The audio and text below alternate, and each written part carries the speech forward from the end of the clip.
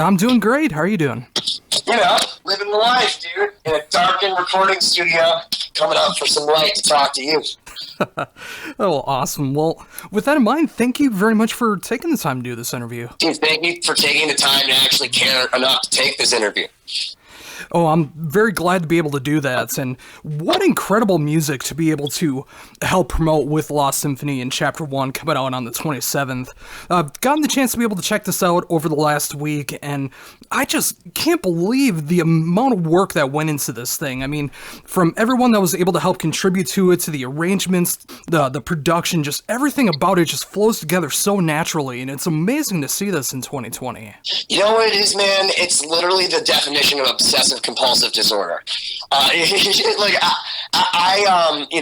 work with a lot of other people on tons of stuff, but like this is my true passion. Like that music that you hear there it's my soul. It's literally like if I could have done anything, it's this. And the fact that people care about it at all, or all these amazing musicians grace me with their like insanely humbling talents, it's mind-boggling. And you're absolutely right. It is so seamless because I gotta say, when you play with such incredible people, first off, the camaraderie amongst, I'm working with Kelly, the guitar player in my band right now, with Marty Friedman, and just watching them tip their hat to each other through email, be like, oh, well, maybe you should take this section, and, I think you should do this low part, and blah, blah, blah. It's so ridiculously surreal because they're working on your song, and it's humbling, and you have to put your mind into it, because when you grow up with these guys on your wall listening to their tunes and they're willing to give you the time of day, you only got that one shot. So for me, I had to make it perfect. I had to make it something that if I ever was to meet Marty Friedman, that maybe he'd go, man, that's cool, maybe I'd want to play on it. And he did.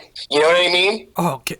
Yeah, I mean, just everyone that you got on here. I mean, Marty Friedman being one of the best guitarists in the entire world, who's written some of the best solos that you'll ever hear in heavy music. I mean, the fact that you were able to have him contribute the way that he has amongst everybody else that's on here, and of course it goes a long way with your arrangement and songwriting styles as well, because it made those people want to be a part of these songs. I mean, if you were only half-hearted into this, they wouldn't have been interested. But the fact that it comes out with such passion from what you can do and what they've contributed to it, it's just so amazing to see that. Well, man, that means like the entire world to me, because like being a musician that like has financed everything myself and built a studio in my own basement and spent all of my life trying to do this, to have people say stuff like that, it's just like, really? You're talking about me? It's such a humbling experience. But this whole process has been like that, because again, like, you're alluding to like Marty Friedman, and like we worked with Jeff Loomis. It's like, just drop awesome names here,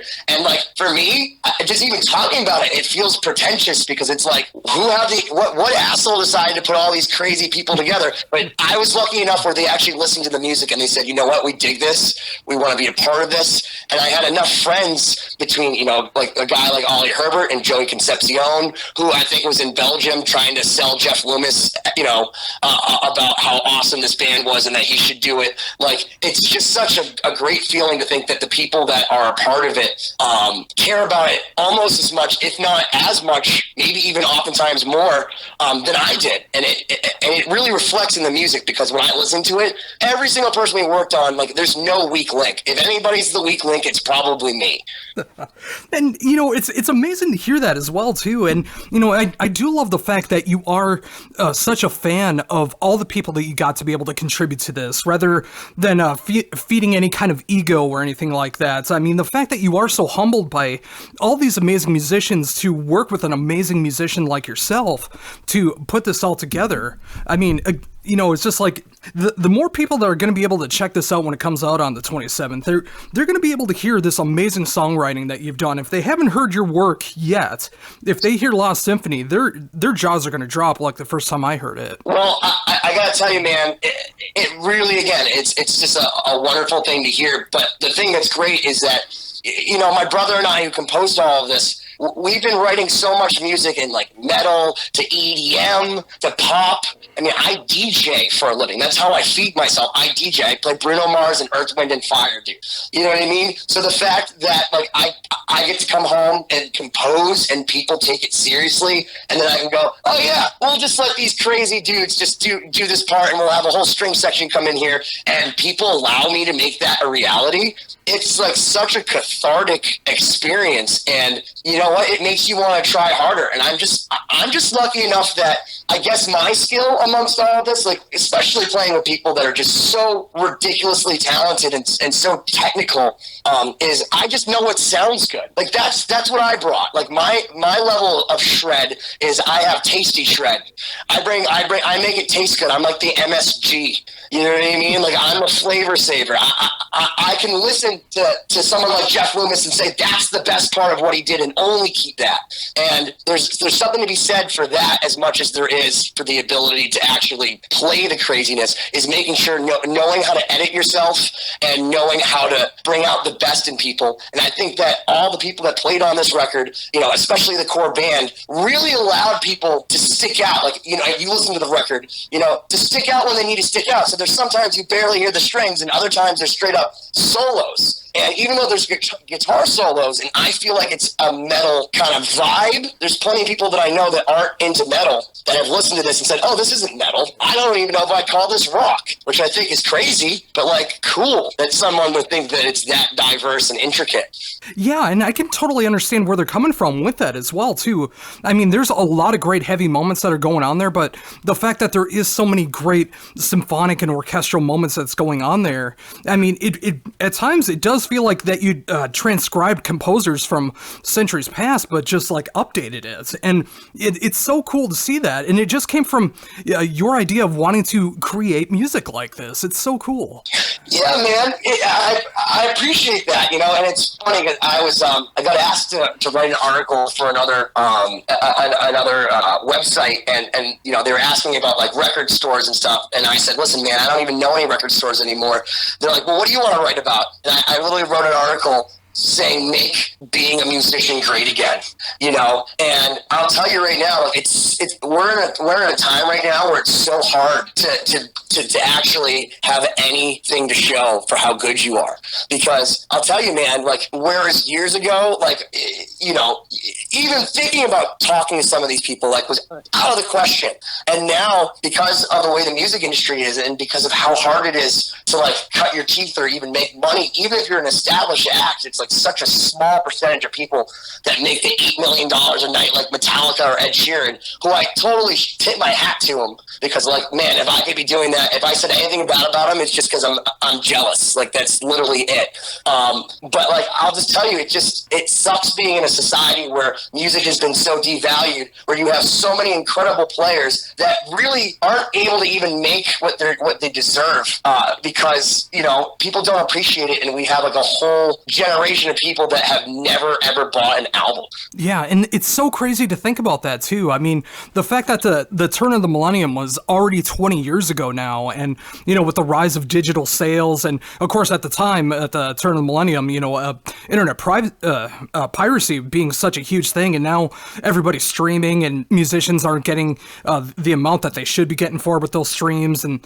everything that goes into that. I mean, it is so hard, especially if to grow that new generation of people to appreciate these musicians that have been around for so long and just wanting to appreciate this great kind of music. But that's exactly why I do what I do, and I want to help promote those bands and musicians that are going out there, and whether it's financial gains or just for the sheer passion of doing it, going out there and putting their heart on the line just to be able to create stuff like this. And that's why I love that you're able to show off on both sides of it. I mean, you're able to show off other great musicians when you're DJing, but you're also able to write this magnificent music, and you're able to work with such amazing guests and make those great connections and be able to help promote them as well. Yeah, man, it's really one of those things where it feels great.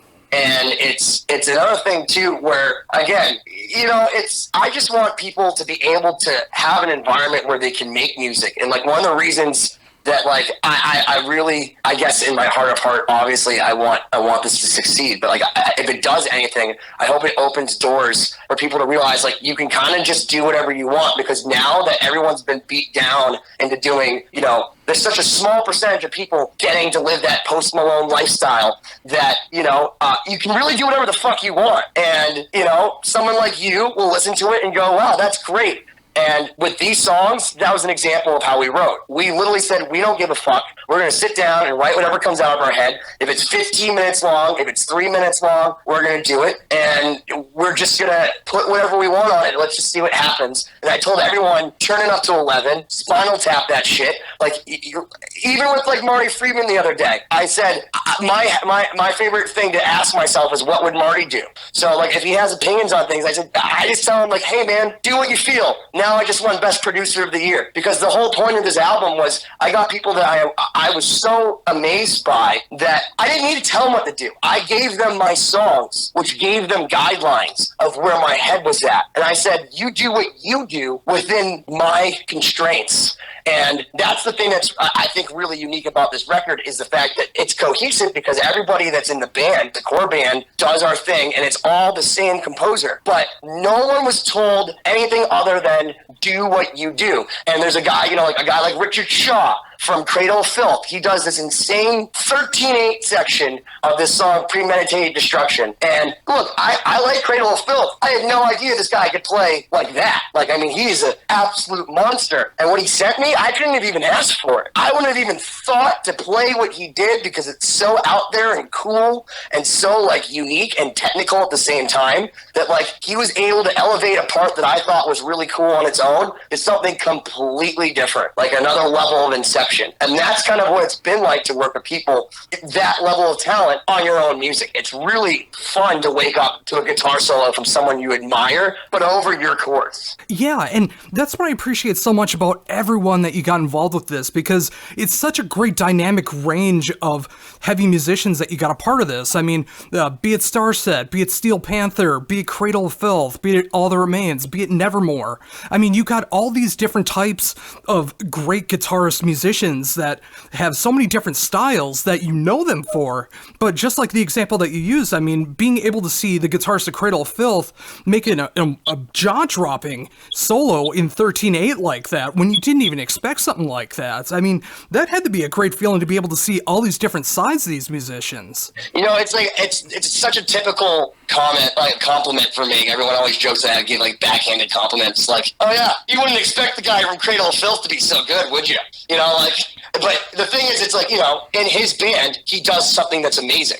But what he did on his own, like, that's Richard Shaw. And that's kind of what Oli Herbert did, you know, from All That Remains. Because, you know, in his band, something he used to always, I guess, I don't want to say complain about, but, you know, say restricted him, I think is the better word, is that he could only write solos that were in, you know, a metal pop scenario, like 16 bars or 8 bars or little things here. And his solos are incredible. Like, so obviously they speak for themselves. But the first song he ever did for us was 64 bars. And he literally said to me, no one's ever asked me to write a solo 64 bars. And he came down maybe 3 different times for like a week straight. And we composed that whole solo together, and we Frankensteined a million takes, and we worked it back. And it was amazing how we were able to do something like that. And for Ollie to look at me afterwards and say, you know what, man, I have never been able to actually do something like this for such a long period of time, because I've never played in an environment where there's no restriction. And that was kind of the whole idea with Lost Symphony, is that there is no restriction, there's no vocals, there's no anything other than what you think fits. The restriction is, I just don't want you to do something that sounds like it shouldn't be there.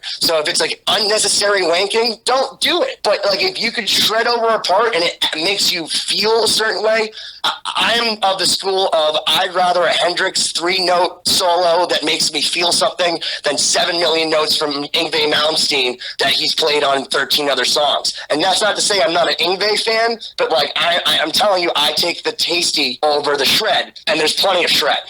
Oh yeah, and it's great to be able to see the best of both worlds when it comes to that too, because as much shred as there is on the album, there are those melodic solo moments from all these musicians that, it's just like, it's so great to be able to see both sides of them like that, not just showing off their technical prowess, but being able to play for the song, being able to play what's in their head, no restrictions like that. And I gotta imagine, like you were mentioning with Oli, I mean, every time that he was able to come down and work and being able to like Frankenstein these parts together, I imagine it had to be like a challenge to decide what was going to be the best parts and what to keep and what to get rid of.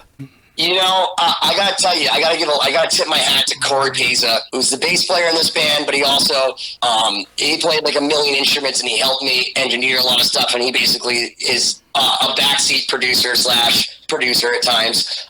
He'll probably be angry at me for even saying it that way.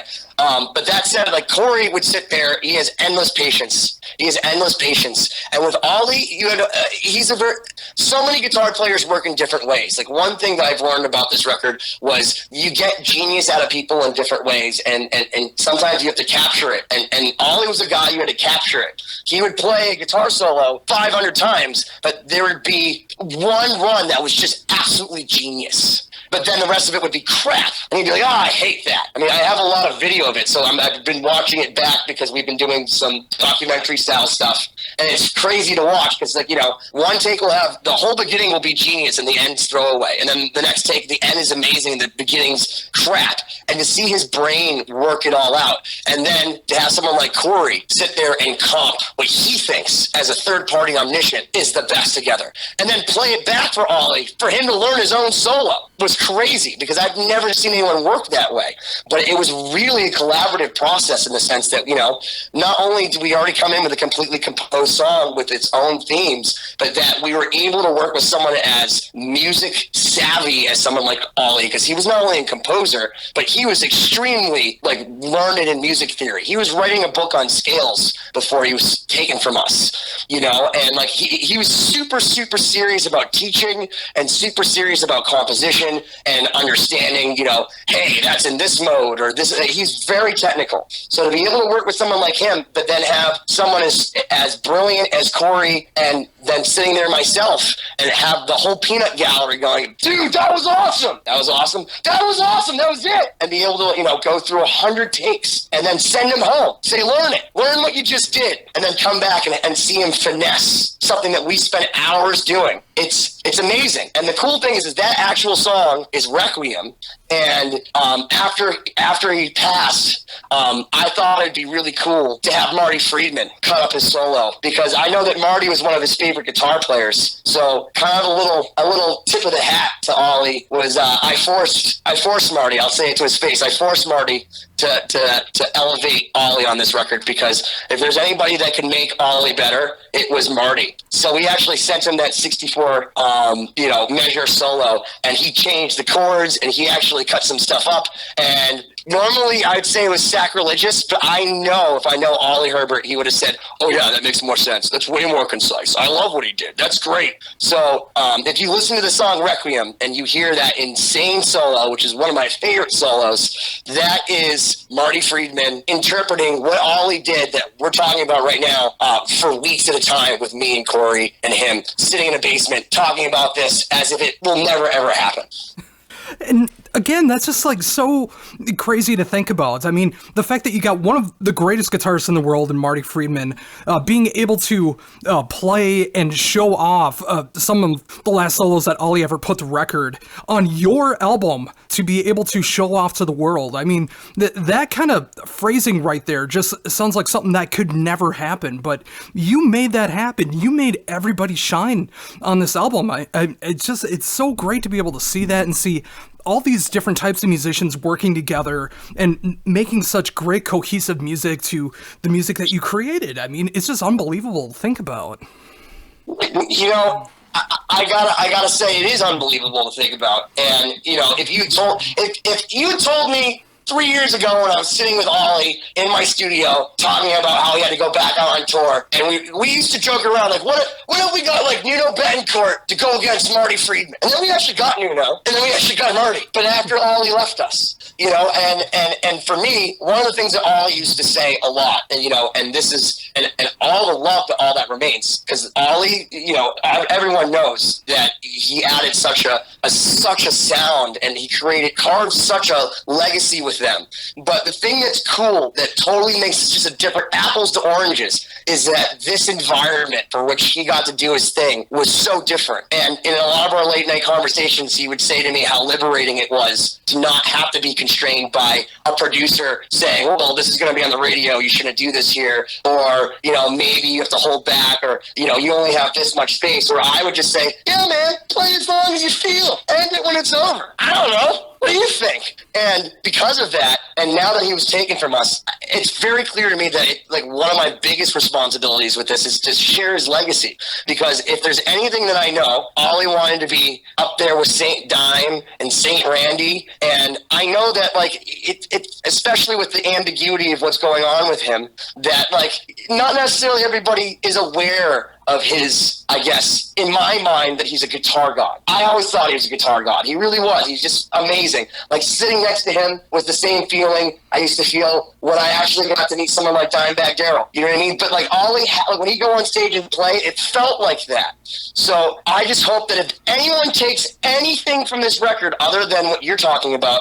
they remember Oli as a guy that was a guitar legend. Because what he did on this record and what he's done on the other records that are about to come out in the future is so incredible that I think, you know, as a guitar fan, that the people that love him will see a side of him that they've never seen, and will also get to understand and absolutely solidify why he's a guitar god. Oh, and I couldn't agree more with that. I mean, every time that I've ever seen him just mess around on the guitar, or being able to see some behind-the-scenes work of any of All the Remains albums, or seeing him live, I mean, there was like so many different sides to his playing, and anytime that I've gotten to like talk to him for like a couple seconds, he always just seemed like he was so humble and was just like so happy about the fact that he was getting to do this for a living and just being able to do this stuff. And again, you know, just like taking with Oli and all these other great musicians as well, who might be just known for playing one style of music or one style of solos or anything like that. I mean, the fact that you just told them to play what feels natural, play as long or as short as you want to, and just do what you want to do. The fact that you did that with so many people, and it still turned out cohesive, and everything flows together, and everything was meant to go the way that it was supposed to go. It's just amazing to see that on this album.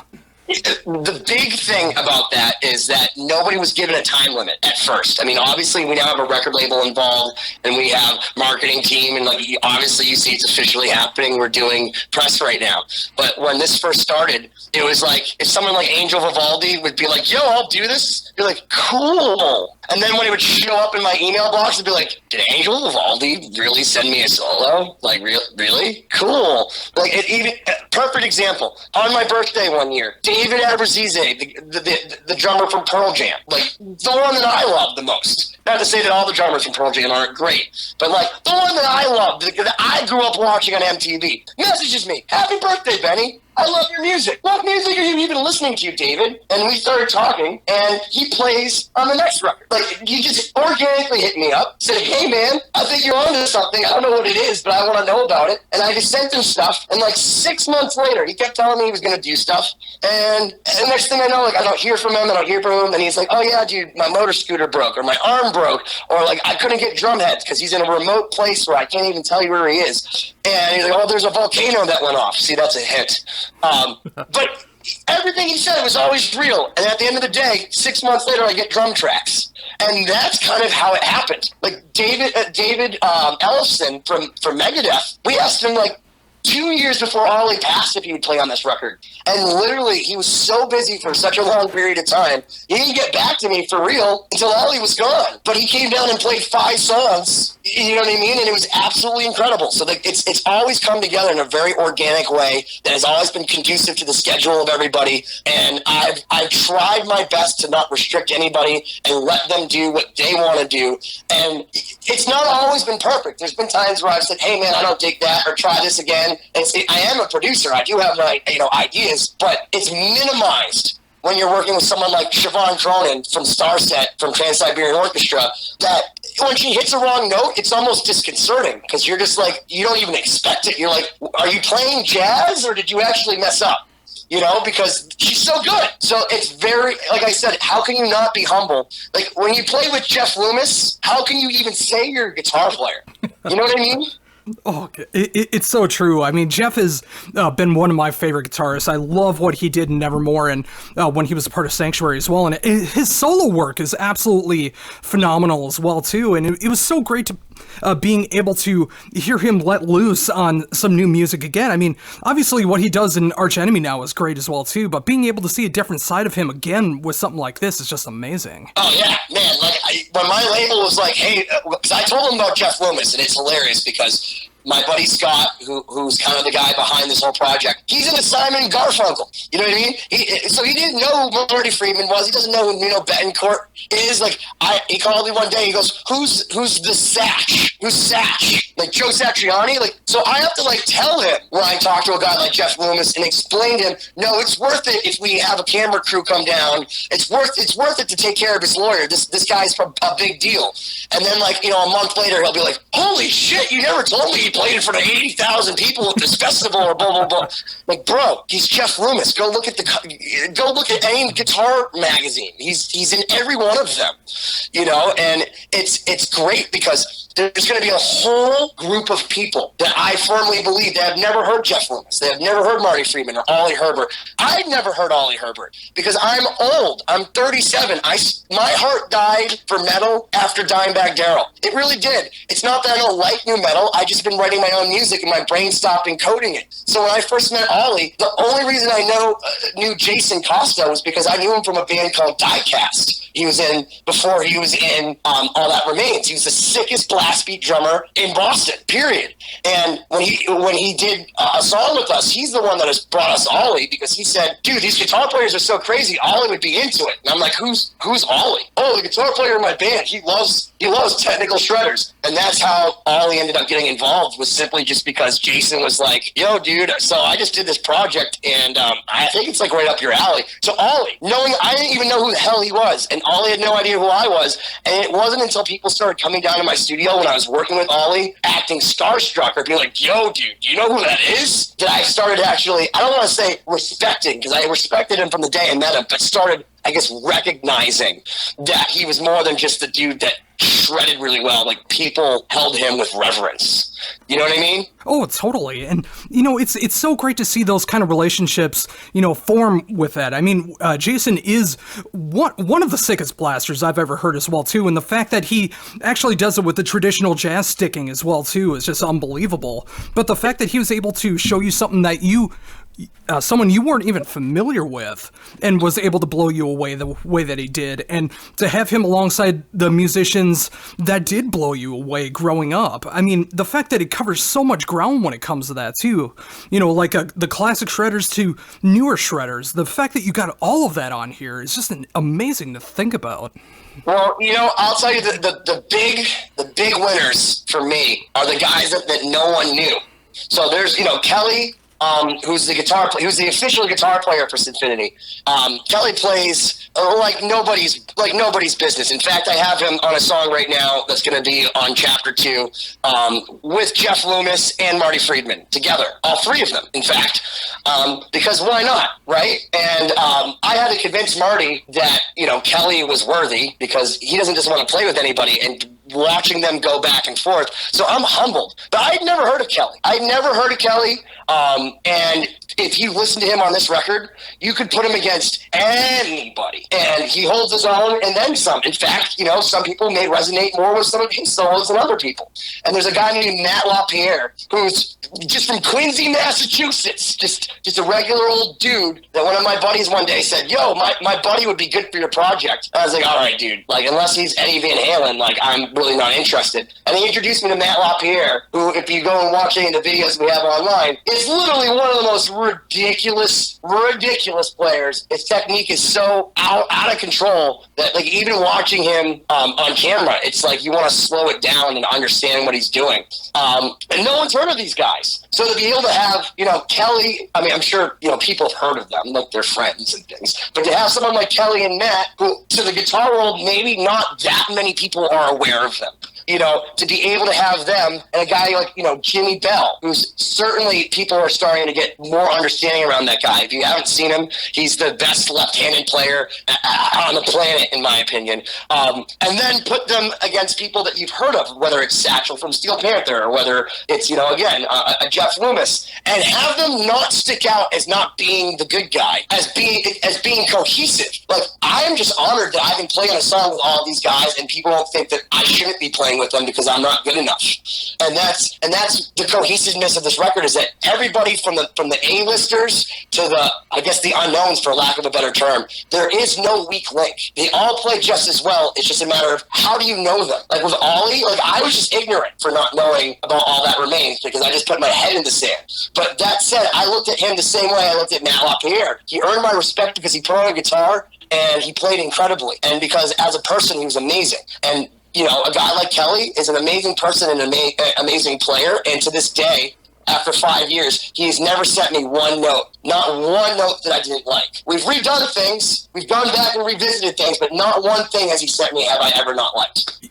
And I mean, that right there, I mean, if that's not a great token of what you have in store for this project, I mean, from all these underdog guitarists to some of the most legendary guitarists in heavy music, I mean, just being able to show all of them off, and the fact that this isn't just a standalone project either. I mean, the fact that there's already, a trilogy in the works with a chapter 2 and the EP to follow that. I mean, I love the fact that this is going to be continuing the way that it is.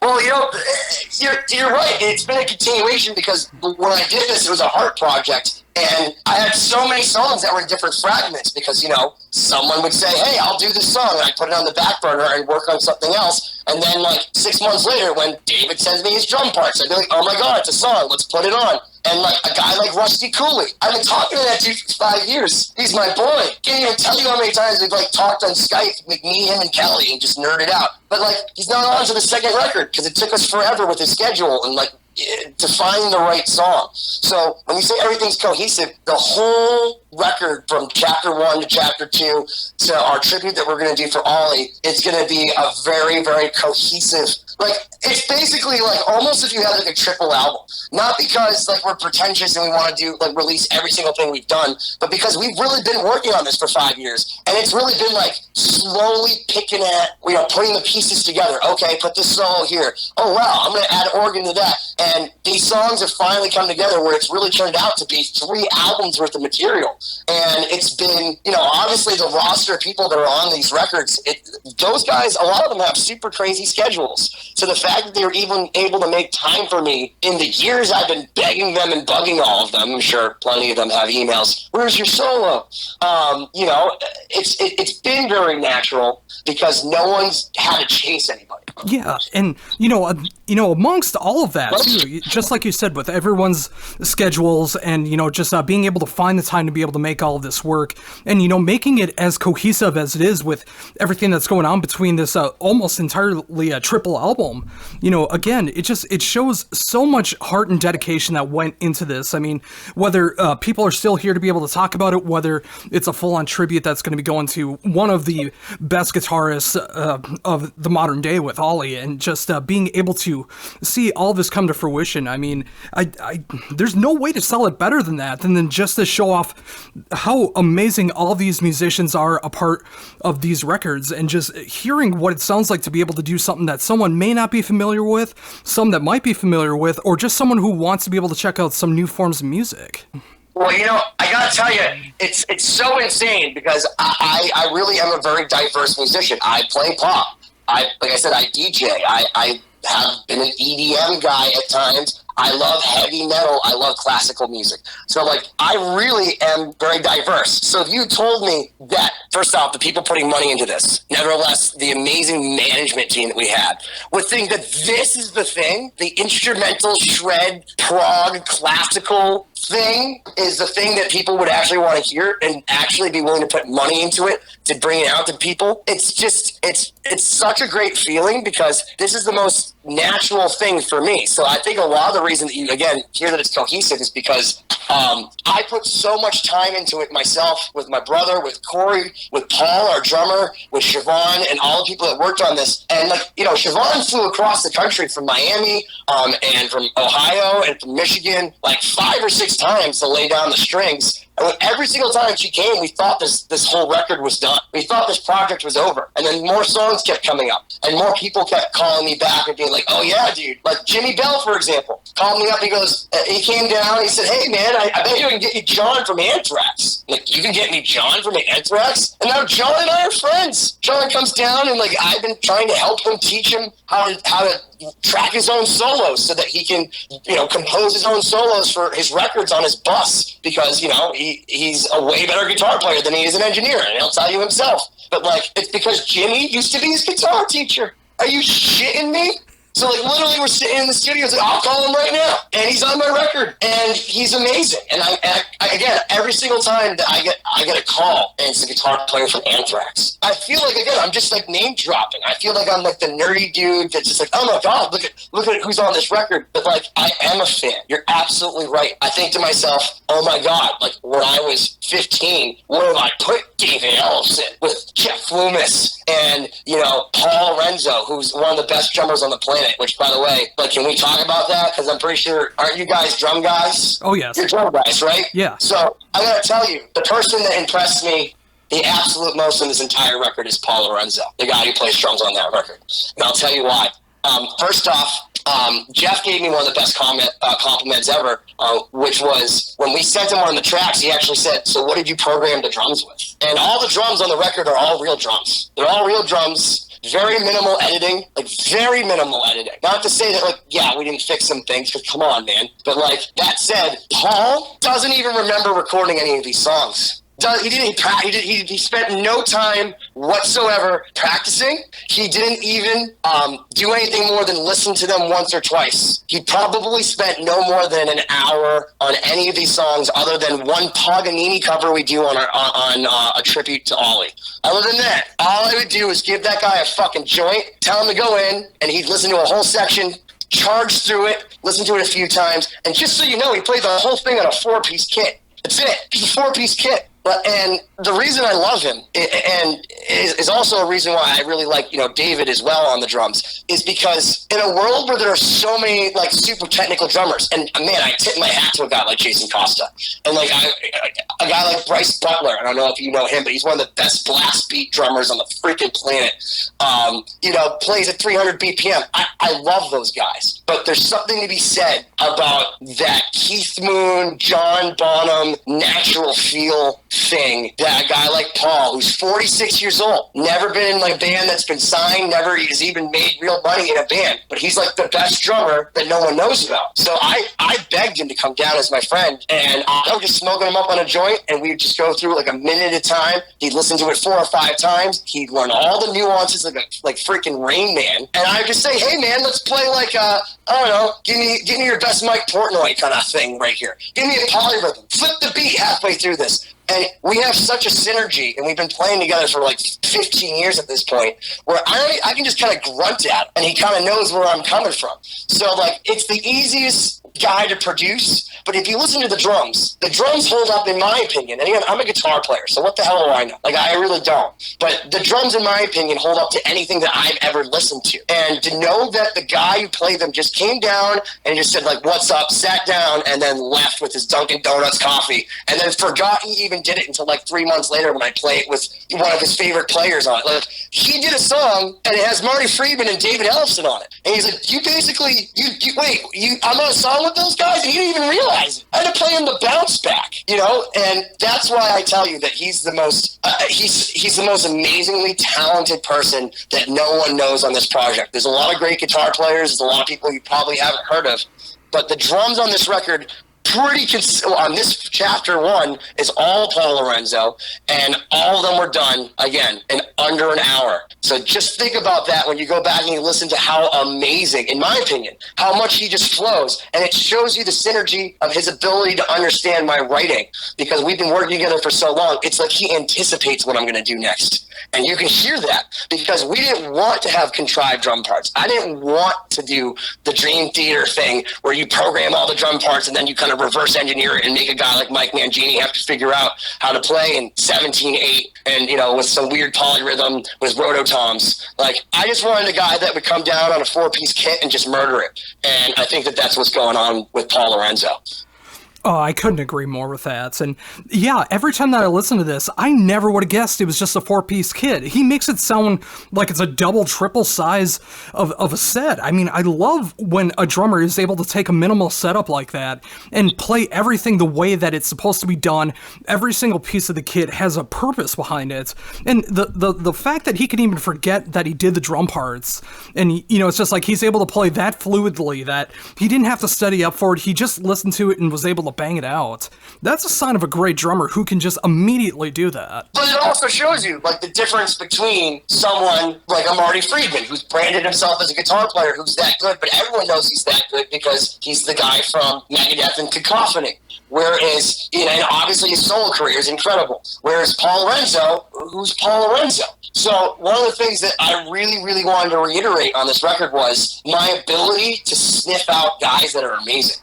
Because we have David on drums, we have Jason Costa on another record as well, and Paul does all the rest. So think about the company he's in. And as far as I'm concerned, if I had to have a gun against my head and I could tour with any drummer, I'd still choose Paul. And it's not because I don't think that there are other drummers that are more technical or maybe even more capable. It's just because, you have certain musical soul brothers. And actually, David and I always joke around how we're kind of like musical soul brothers because we've worked on a lot of songs kind of outside of this project, just jamming. But Paul just comes down, and I'll tell you, every week we work on one song a week, and we can record whole songs. Like last night, we did a cover on the piano of Rainbow in the Dark, and we did it in one night. And he just comes down, and he doesn't even have to think about it. I say, hey, man, and I can just start beatboxing at him, saying, this is the feel I'm thinking. And he'll just do it, and it's perfect. And I don't even need to edit it, which is why it sucks when you work with other drummers, because then you have to actually quantize stuff and figure out how to make it sound human when they didn't play it like that. Oh, it's so totally true. And yeah, again, that's another great thing when you are able to find that musical chemistry with other musicians. And I'm glad to see that you have that with Paul, where you're able to gel together that well together. And, it didn't take a long time to be able to come up with the songs or show him what to do and give him the direction. It's just that you work so well together, and he's such a proficient musician as a drummer that you can be able to show up both sides like that and make some amazing music. And then, of course, you throw on everybody else that's on top of this record as well, too. Just incredible work. You know what? The other thing is, too, it's like the greatest I told you so, because I met Paul on Craigslist, which sounds like the creepiest thing on the planet. But literally when I called him the first time, he had an answering machine. If you meet Paul, he's like a very antisocial person in the sense that he has his clique. Like when he goes to gigs, he goes and hangs out in his van. He bails right afterwards. He's not the social butterfly. And I called him the first time, and his answering machine was him. It was like an Iron Maiden, voice, and I was like, who the fuck is this guy? And he sent me a bunch of recordings, which were all terrible. I'm like, he's a terrible drummer. And he came down, and he set up his drum kit, and he played like an angel. And I was like, holy shit, where have you been all my life? And I gotta tell you, man, the guy's been in 100 bands. He's the dude that everyone knows is the guy that gets it done.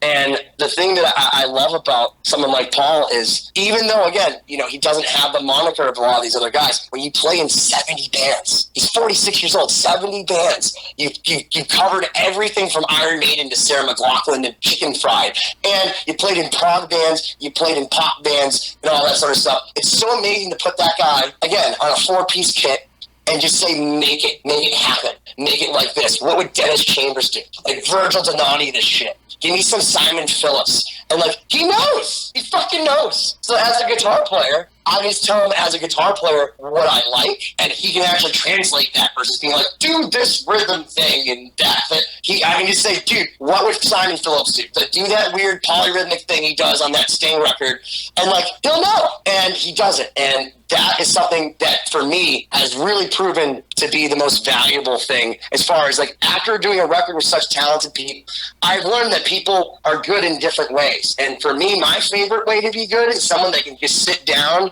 and just own it and just play it tight in the first place. And it's not to say that, you have a guy like Oli. Oli would take 8 million times to compose and 8 million takes. He'd practice it, and when he did it, it was perfect. And I love that. But for me, to get a guy like Paul to get lightning in a bottle, where you can just go down and say, go for it, and every take is like the first time, it's pretty incredible.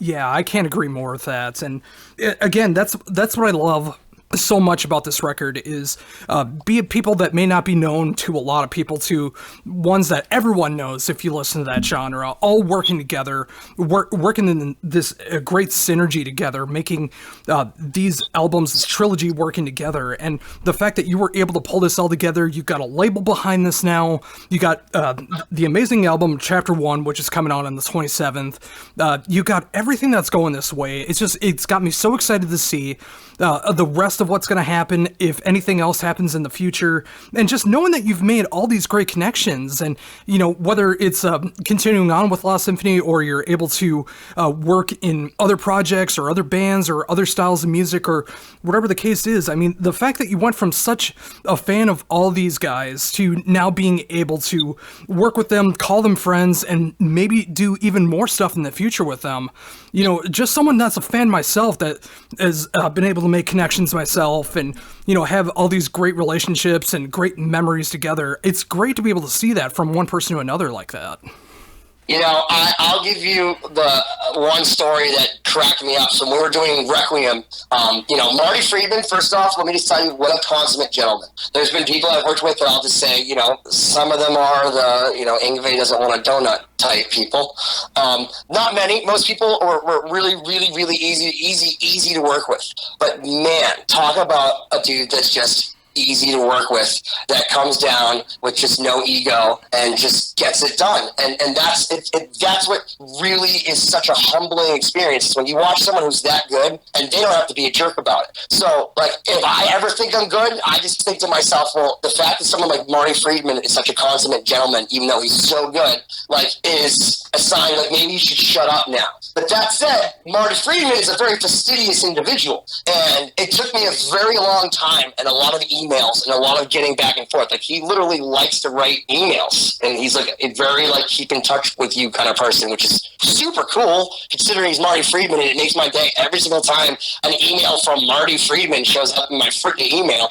But I had Siobhan and him work on Requiem, and when he first put Siobhan in touch with Marty beat the crap out of Siobhan. And so, like, on paper, Siobhan is like the most accomplished musician on the planet, even more accomplished in some ways than Marty. I'm not saying one's better than the other, but I'm saying, like, she's played with Andre Bocelli and Michael Bublé. Like, she's pretty intense. She's played with Trans-Siberian Orchestra, and she has a degree in music and teaches it and plays with the Philharmonic Orchestra. So, like, when someone like Marty Friedman kind of craps on her, it's kind of funny, because it's like, really? Like, I realized with him, he hazes people. Like, you have to earn that guy's respect. And it took me a really long time. And, like, Siobhan, the poor girl, he just put her through the ringer. He put her through the ringer when we wrote that tune. Just put her through the ringer. And when it was all said and done, he loved it. And he wrote me an email saying, like, you know what, man, I gave Siobhan an impossible task, and she just crushed it. And I remember Siobhan was, like, a little hurt about it. And I know her boyfriend Brock,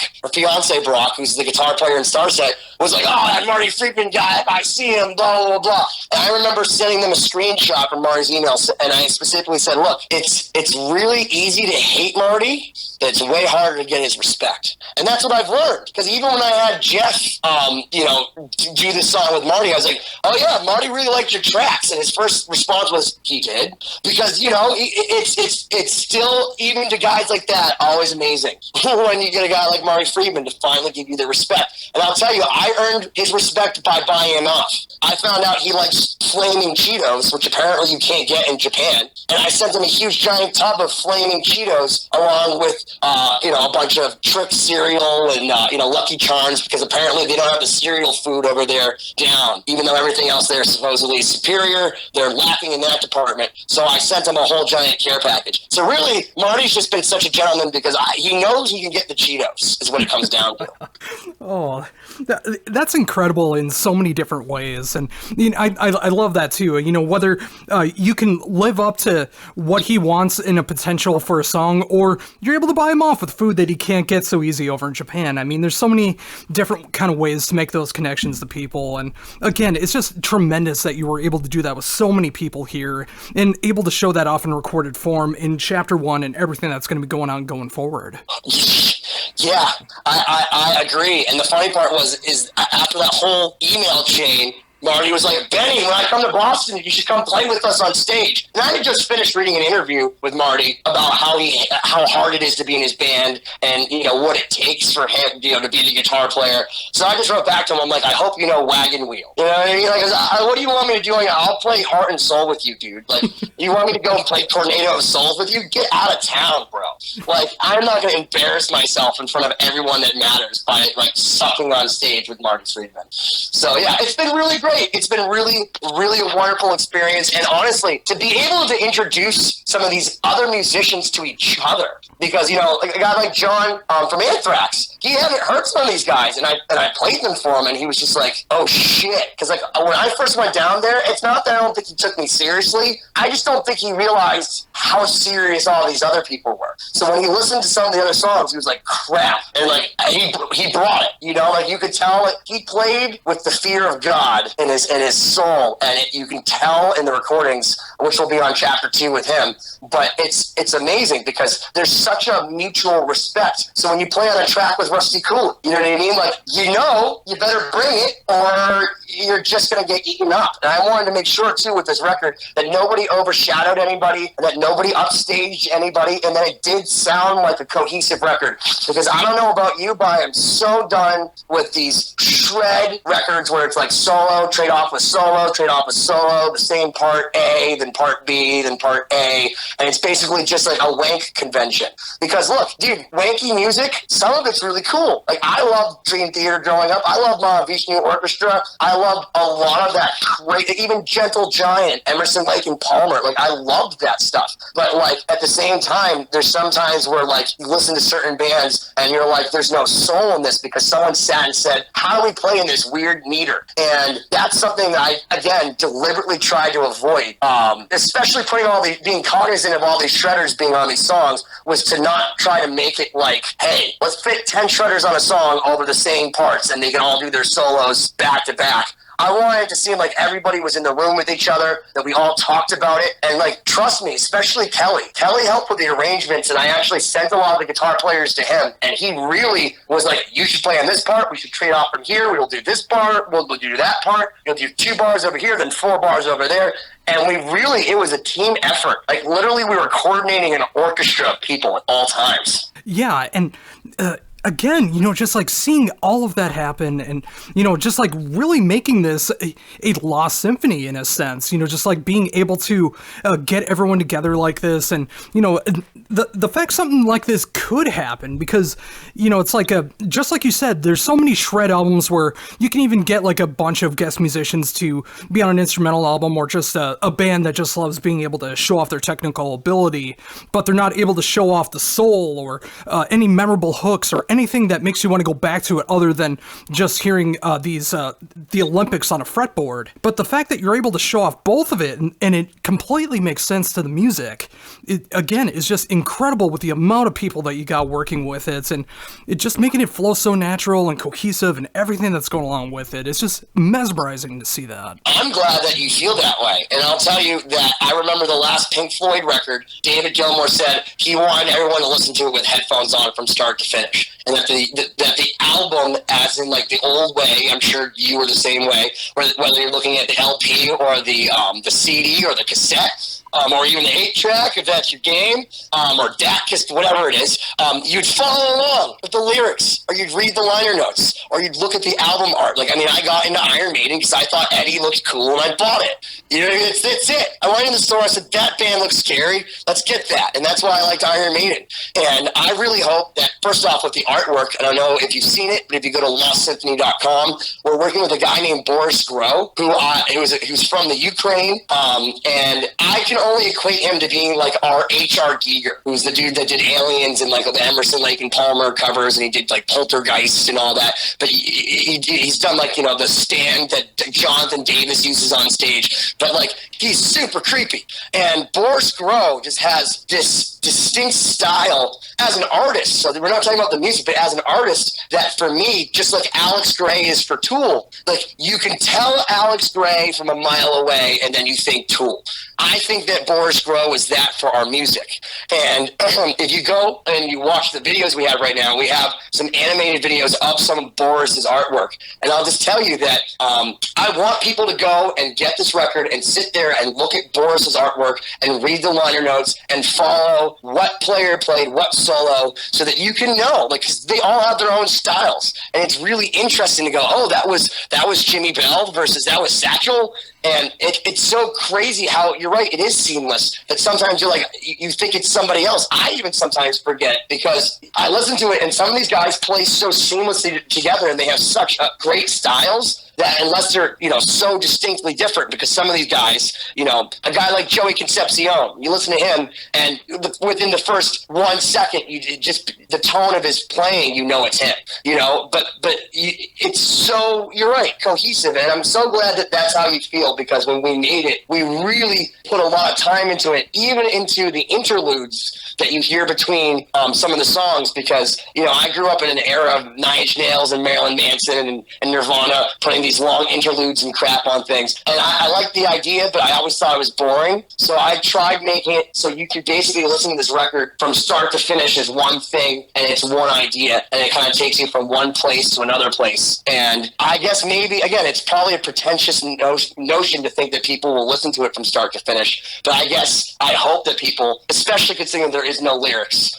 won't be distracted and will put this on and just let it take them away for 44 minutes. And I think right there, I think that is the best way to be able to sell this album, and such an amazing way to end our talk here. I mean, that's exactly what I do when I listen to this album. Every time that I've gotten the chance to be able to have the time to be able to listen to it, I do listen to it from start to finish, because I want to look at this as like a conceptual piece. I want to be able to listen to this as a full album from start to finish, rather than just a collection of songs. And again, that's what's got me excited about Chapter 2, the tribute to Oli that's going to be coming out as well too, and of course everyone else being able to hear Chapter 1 when it comes out on March 27th. The fact that this has all come together the way that it has is just absolutely mesmerizing, and I thank you so much for being able to take all this time to be able to talk to me about all of it. I've learned so much, so many great stories about some amazing people that you've gotten to work with, and it's got me so excited about everything that Lost Symphony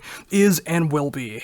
Well, Josh, I gotta tell you, thank you so much for having me. It really, again, it's just humbling to have a guy like you, who I have so much respect for, and like I gotta tip my hat to all guys in the media that try to help dudes like me and guys like the guys on this record actually get heard by the people that are listening.